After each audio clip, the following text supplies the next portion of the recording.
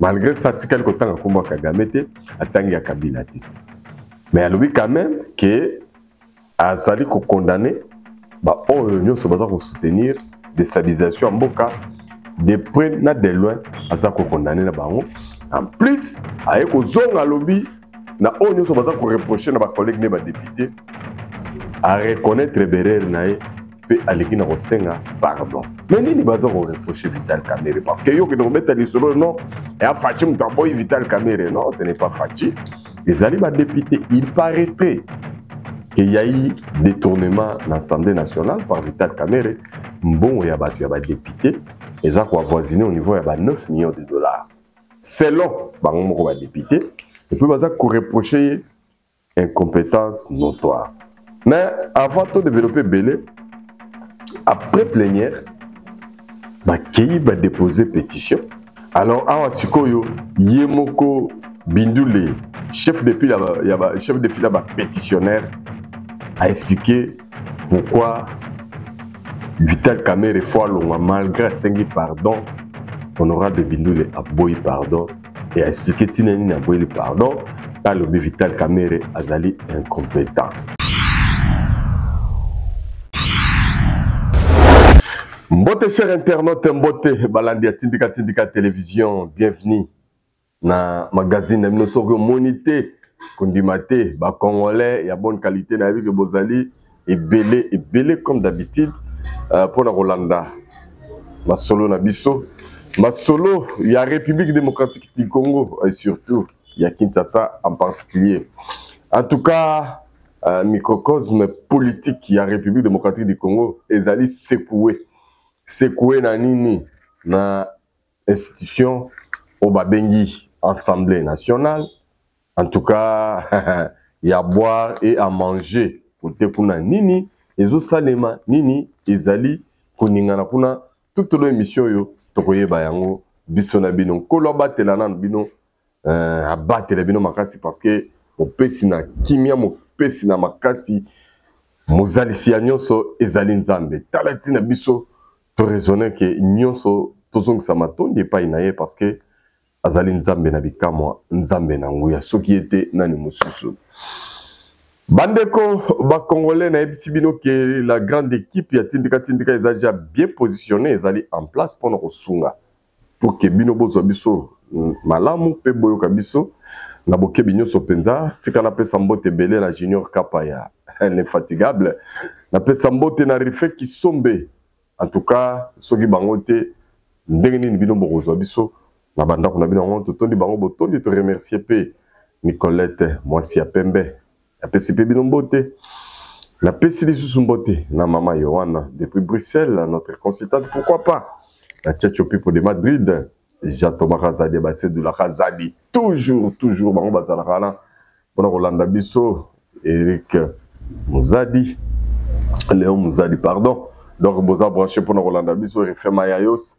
Donc, on a battu Nabiso au bazar fidèle, il y a tout le temps, à tout moment, sans oublier Venanga Tumbakolecha. Il y a Maman Laurence, na Maurice Toko base depuis States. Tolobaki, Tolobi, le 15 septembre, l'événement rentrée parlementaire, mais il faut une rentrée parlementaire sous haute tension, Bilili, Bozobo, Bazaki branché lobby en direct, il y a Télévision nationale congolaise, la RTNC. Balandi na boke binyoso discours il y a Vital Kamerhe président Assemblée nationale a commis à niveau au salaba avait à sengi ba pardon mais ce que ba pétitionnaire ba député bazaki ko ça la récolte ya ba signature na compte pétition est-ce que bandimi pardon il y a Vital Kamerhe to babo yango yango ne to kolobela toute émission tout au long de l'émission. Je pense que la fois passée na tira rabino bilili oyo déjà na masolo batumisu bazakoloba makambo koko isaveka IDPS azana sima pomona ki sortie médiatique à secrétaire général ya IDPS Augustin Kabuya alobe zana ngoyete yena mosaïque ne bazana ka bango 150 me basignature monsieur c'est plus de 200 et quelques est-ce que ça bango to le bezayete ezayete a ezana ka vivra vera mais côté gouvernement maman la biso Judith Suminwa moi si oyo baloba basi batonga kamboka te mais ya kotonga aki ko déposer projet ya budget 2026 juste après plénière ndenge mibeko ezali kosenga. Alors boyeba ke mbala oyo budget ya 2026 ezali estimé à plus de 20 milliards de dollars. Nyonso bakamwe nyonso balobi mais 20 milliards de dollars biso penza. Bon, eza bien. Budget 20 000 dollars, 20 milliards de dollars. En tout cas, eza budget moko ya kitoko ya bien, mais est-ce que ba régie financière ba kokoka ko mobiliser ba recettes pour atteindre ba chiffre wana tozana kati ya vivre vers la roi mikolo yo tozana ye moko Adolphe Mozito mfumu pomta simbi budget. Donc je pense que makambo koki ko lira malamu selon ndenge toza ko souhaiter, malgré que ye moko Adolphe Mozito alekaki koloba ete na moya lelo dette intérieure na dette extérieure ya RDC et comme à niveau ya 16 milliards. Est-ce que ekufutama te kufutama te nyonso tozaka kana kati ya vivra verra politique ya ba politicien eza somo. Mais en passant message musutanga na pesa bino bato baza branché pour Rolanda biso to tshedaki bino bilili la fois passé ndenge mokonzi mboka Félix Antoine Tshisekedi Tshilombo akendaki na mboka Kazakhstan sika wapi na retour na to expliquer bino azaki bloqué 40 minutes na likolo na makambo tali ba RVA na dossier wana na conseil des ministres il y a vendredi passé. Il paraît il y a mon président a minimisé on a grandeur na gravité ba tebele ba c'est normal en tant que chef de l'état ko pesa biso image à tristesse il y a bobangi te fala ki kaka a passé message moro ya diplomatie comme si tout va bien, mais au fond nous on sent que il y avait beaucoup de légèreté na chef abato bazana ba responsabilité ya ko sécuriser biso ba imbo kapé pourquoi pas ba institution na ba animateur na. Voilà pourquoi tu ko beta moi mise au point oyo ko yebisa bino na bino que na mboka wana Kazakhstan ezali mboka oyo Rwanda déjà atekelaka bango ba minéraux na biso abimaka ye kolo biloko vraiment na bomonaki mokonzi mboka kendaki kokata ye. Donc mboka wana Kazakhstan ba transformera pena ba minéraux stratégiques bango basalaka minduki basalaka biloko mais quand même baza très développé là. Mais depuis la nuit d'état fournisseur bon principal ba matière stratégique ezalaki Rwanda abima kolo biloko bimi kolo biloko mais tant kolo biloko akei ayebisi wana mama na reseller donc yo nous sommes besoin reseller faut ba nous sommes pas na biso non on est tous signé par partenaire. Alors du coup les retombées après passage ya Fatih Béton na kata Kazakhstan a kati ba lien ba relation na Rwanda na ba partenariat au bazalaki nango. En tout cas mboka oyo si ba mitekelaka na bango et on t'expliquera ba congolais à bonne qualité base temps ya ko comprendre ba on a cadre parce que ils ont la campagne moko mikolo yo ezali ba congolais ya mauvaise qualité ba ko sangana na ba étranger entre autres ba rwandais auto bengana Tshisekedi. Mais Tshisekedi azobumbela mboka azolongola biso na esclavagisme ana mais ça bande ko na biso moko ba congolais ba kei balobi e bani na ba église entre autres église catholique na ba auto bino boyebi ba personnalité consort ba ko somba bango lokola mapa na moya lelo nde toro baboye copie ya vital ya Kagame na Kabila. Donc de plus en plus ba ola la tena ba kolo ba karimini na njene na lo baboye na bisa bino que Joseph Kabila koma telantela na vie na e lelo valise ko lala wa lobi ko lala na minute yo valise kiti na Zambie kuna ba ke ko ngabande ko bitakwira ba fuliro ba sala bango réunion parce qu'il faut kaka Uvira est tombé. Mais est-ce que Uvira est tombé? Faut na minute yo ndenge tolo baboye général wana est-ce que ça la lisusu après mission à gouvernement kuna na Uvira tout ça toujours na kati ya vivre verra et ça ba masolo tout ça là mais quand même par rapport à Segona et autres qui kotika biso mystérieusement général wana ba nommé wazalendo moko wana azane général ya armée mais pour la bazene ba moni ndeko na bango na wana ba commissaire déjà très prochainement na koyela bino kombo na ye pona pesa bino na ndenge ke batu quand même pona ba CPLP tension eza kokita na mopanzi wana donc bobanga te mais na suka na koya kosala décryptage ya vidéo virale oyo bananga balakisi bino ke bakomi na 7000 soldats basilisi formation baza ba FARDC bamusu bazosala ba menace na Tshilumba na yebisi bino déjà à l'avance avant na silisa ke ezali grimace mais Ce qu'il faut retenir de nos Congolais, et c'est que période une période très cruciale pour Nambo Canabiso. Donc, il faut tout sambela pour Namboka, tout sambela makasi pour Félix Antoine Tshisekedi Tshilombo. Sa présence na tête Yambo Canabiso, d'abord, il permettre de garder unité. Na minute soki akoyi tokokota na vraiment désordre moko o na mbino bomonate. Pourquoi na loba yango?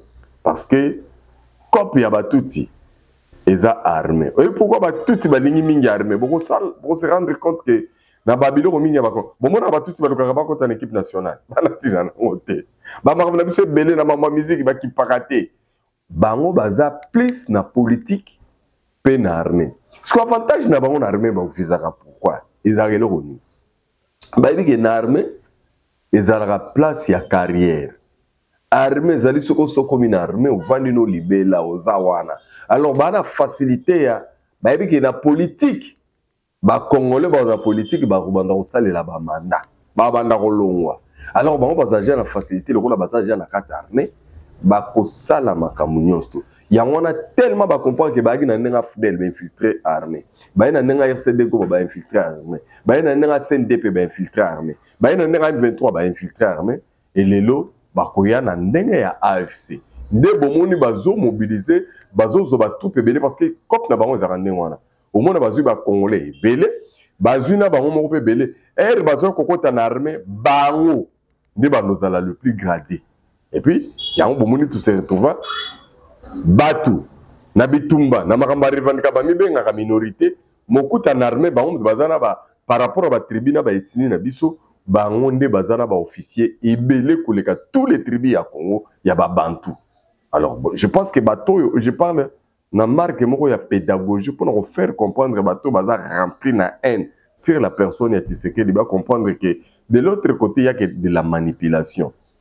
À bon attendeur, ça je crois que ça lit bien Tchatcho Pipo de Madrid na vient tomba kolecha bon comprend parce que prophète Moïse Ningela lobi na paix sa message na peuple congolais il y a bonne qualité qui tozole kana moment moko bientôt là tozala na sekusa makasi apesi ba indice apesi na ba mois alobi mois ya octobre mois ya novembre mois de décembre.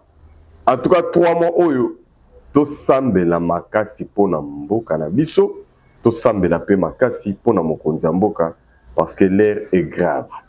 Et zamu pepe et que secouer ba institution et que secouer ba personnalité politique. En tout cas, et vous en a bouleversement mozoya et vous en tellement makasi. Alors, yo mona yanzambe, yo vrai Congolais, y a bonne qualité, milengela, pour que au senga na nzambe, azala toujours au contrôle, ya robatela. Mboka, pe kubatela, bakonzi ya mboka, surtout en particulier, symbole national, Félix Antoine Tshisekedi Tshilombo. Mal aimé, pas batebele, mais très aimé, bien aimé par beaucoup de Congolais, beaucoup des Africains et pourquoi pas la Batebele à monde, bazo préféré la baron Félix Antoine Tshisekedi. Alors lobby, il est qui lundi, le 15 septembre,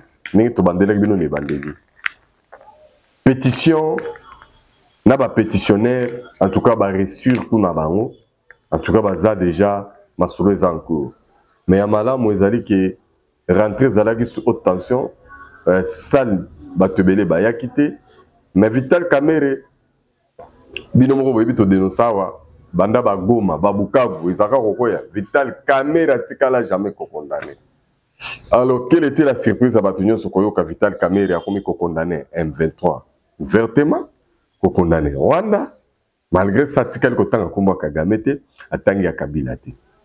Mais à lui quand même que Azali condamné, bah oh nous sommes soutenir déstabilisation en Mboka de près na de loin Azako condamné na bango. En plus ayeko zonga lobby na oh nous sommes reprocher na ba collègue ne ba député à reconnaître berère nae pe aleki na kosenga pardon. Mais nini baza ko reprocher Vital Kamerhe parce que yo ke robeta lisolo non et a Fachi mutaboy Vital Kamerhe non, ce n'est pas Fachi. Les alibas députés, il paraîtrait qu'il y a eu détournement dans l'Assemblée nationale par Vital Kamerhe. Bon, il y a des députés, ils ont avoisiné au niveau de 9 millions de dollars. Selon les députés, et puis ils ont reproché incompétence notoire. Mais avant de développer Belé, après plénière, qui va déposer pétition, il paraît Vital Kamerhe qui m'a selon honorable Bindou Léo Azali, chef de file à pétitionnaire. Alors, il y a Caroline Bemba, Ndekoya Bemba, na yende bakendaki tina bureau pour déposer pétition na bangwana, mais na kati ya tension moko terrible. Mais après dépôt, un député a zo la ras-le-bol à l'obio au nyustu ezali pour que la biso ba swahili fond makambo puisque ça fait plus de 30 ans, biso de toko fallait tous trouver plus de 10 millions. Alors ce que il fallait Bindou le nan de connaît ba vanda ba solo na ba yokana. Bolanda député wana ndenge nini azako s'exprimer. C'est parti.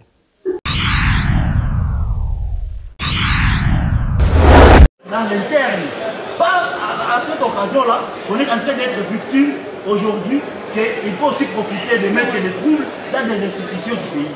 C'est pour cela que nous demandons au chef de l'État. Si le chef de l'État réellement il aime ce pays, réellement comme il est le fils du pays, on a donné notre soutien à 190%, surtout dans notre communauté.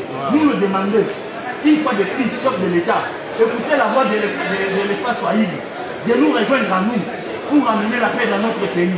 Aujourd'hui, la communauté de l'espace Swahili, nous sommes victimes pendant 30 ans. Plus de 30 ans, nous sommes des victimes. Nous avons perdu plus de 10 millions de morts. Alors que lui, nous qu'aujourd'hui, il est en train de faire. Moi, je m'adresse à lui, c'est parce que j'avais parlé avec lui sur téléphone. Je lui ai laissé des messages pour lui demander pourquoi ça. Pourquoi, s'il y a un problème, toi, avec ton frère, pourquoi vous voulez faire entrer tout notre pays dans votre affaire? Allez parler avec votre frère et trouver votre solution. Et laisser les institutions en paix. Mais aujourd'hui, le député motionnaire, d'où il fait partie, notre camarade Bindou, il ne voulait pas. C'est pour cela qu'aujourd'hui je voulais lui parler ici. Et ses camarades de députés motionnaires, ils voulaient m'arracher, dire qu'il aussi peut me tuer. Donc ces députés motionnaires, ce sont eux les rebelles. Parce qu'ils vont tuer une population qui voulait parler de ceux qui si on comprend bien, les députés de l'Est sont prêts à trouver la solution pour la paix. Bien sûr, bien sûr. Et nous tous, quand nous étions venus ici aujourd'hui, alors, awa sikoyo, Yemoko Bindoule, chef de file pétitionnaire, a expliqué pourquoi Vital Kamerhe Foualonga, malgré 5 pardon, honorable Bindoule a boy pardon, et a expliqué Tinani a boy pardon, par le Vital Kamerhe Azali incompétent. Kapaya, Tindi Kabiso.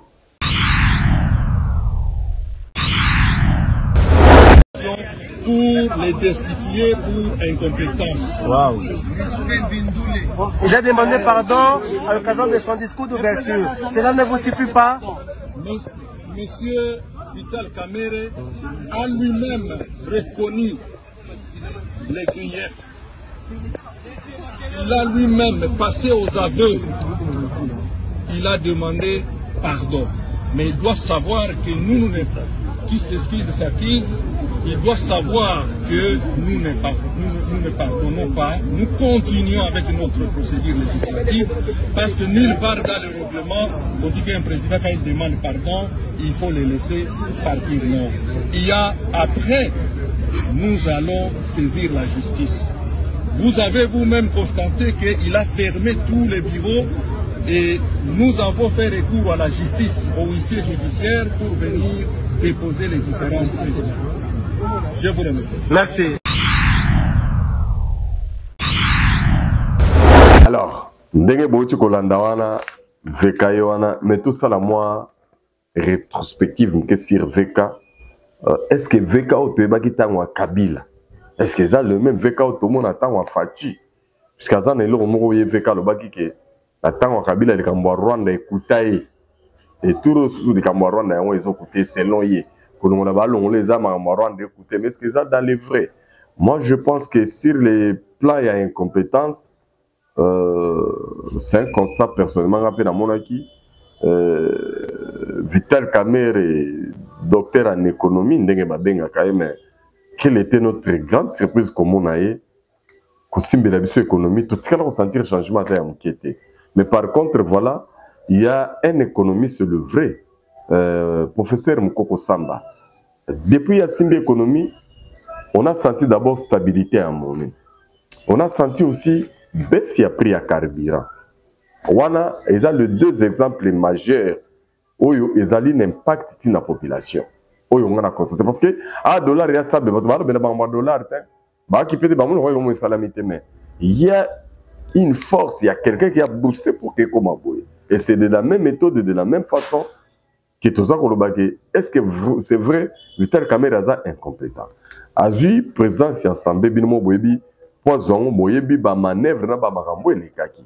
Mais depuis Azion, qu'est-ce que vous avez senti?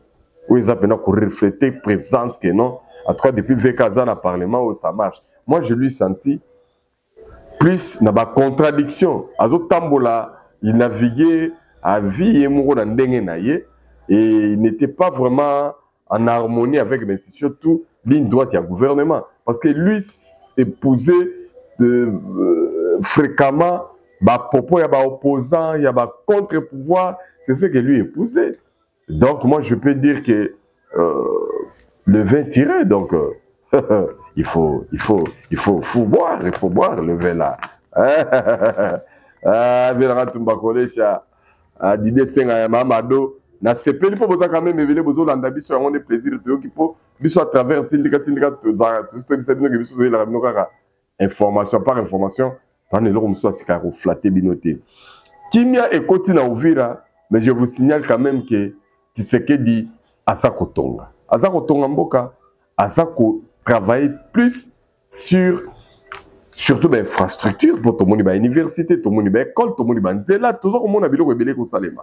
Et pour la première fois la province il y a Nanga, plus particulièrement dans chef-lieu ici, Batie Nakadam. Goudron et Koti, na ba rond-point, ba photos circulé. Et les lots, ou vira aux menacés pepo, et quoi ya, botala quand même, ba moni, première fois, baza routier la bango goudron, bolanda bango na ba réaction, dengue ba koluba, dengue ba sepela. En tout cas, et sali bango, kitoko oyo wapi. Alors, Junior Kapaya, ceux qui aux alliés près, Tchelabiso, batala, ou vira, dengue nini, et alliés ko se moderniser. C'est parti.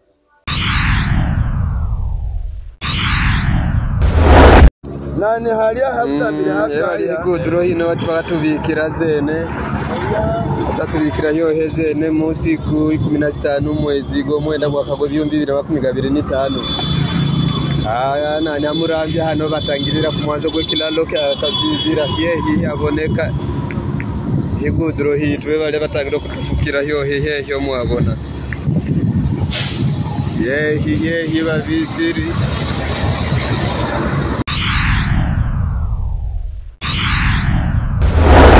Alors, bande qu'on a ba congolais na lobaki na ko décrypter vidéo virale ya nanga na batu na ye o baza ko menacer o balobi ke bazoya ko longola Tshisekedi bazo ki sema ba ya na kisasa ezama solo lokuta bato bomoni ba recruter baza ebele wana ezali po baya ko sala demande ya brassage na mixage po ba infiltrer biso sous davantage malheur na bato baké ko makamba ko négocier ceux qui sont tombés dans même piège boye ba ke Kagame Arosala très fort. Au bon moment, il y a une grimace, bazo bangi sabino.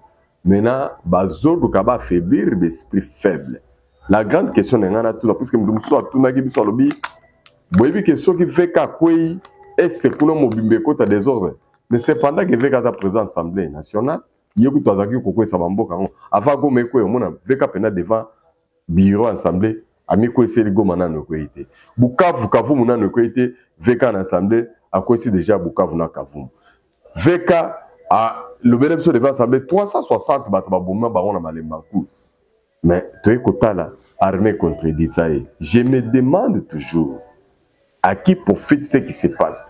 Est-ce que bande qu'on a vu soit est si boyo kaniki bo sangana na ba rwandais bo sala biso ba congolais coup on ne comprend rien.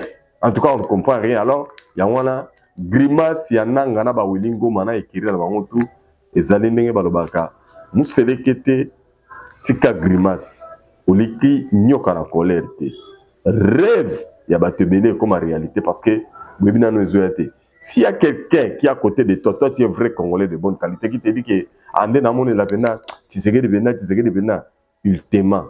C'est de l'autre côté qu'il y a des problèmes. C'est de l'autre côté où ça ne va pas. Ce que bon lelo Tshisekedi a comment ko lobisa baba batabombe ki ba comment ko loba ba onoguno ba sanjo o le segundo ba sanjo ba comment ko loba ba kabila ba comment ko loba ba kagambe ba tous les baba ya sous région ba comment ko loba c'est parce que Tshisekedi a fait mal là où ça pouvait faire encore très mal. Alors biso comme d'habitude toninga kabino mingi totiki bino na maboko nkolo battre na bino.